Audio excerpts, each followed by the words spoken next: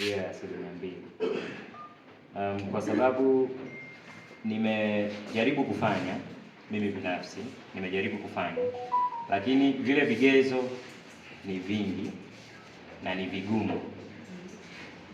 Ni vingi na ni vigumu ambavyo vinakushawishi mtu usichukue, uache, kwa sababu vile vigezo havina tofauti na vigezo vya watu ambao hawana ulemavu.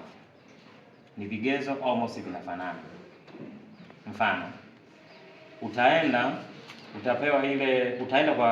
kwa mtendaji au kwa mwenyekiti kwa ajili ya taarifa zako. Utapewa barua, utairudisha, itaenda itapigwa muhuri, utaenda benki. Ukifika benki utamwona manager wa benki. Ukifika kwa manager wa benki atakurudisha uende halmashauri. Ukifika halmashauri utatakiwa urudi tena benki, utatakiwa ulipie fomu ya 20,000 kwa ajili ya huo mkopo.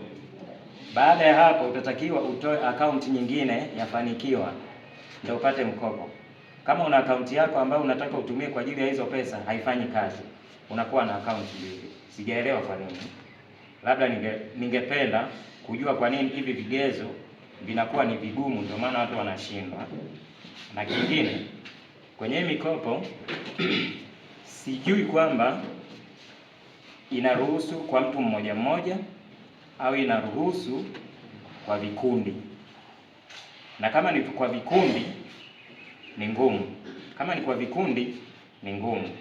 Kwa sababu mkiwa watu kuanzia 3, 4, 5 kwa mkopo mmoja ni ngumu watu kuaminiana kwenye kurudisha.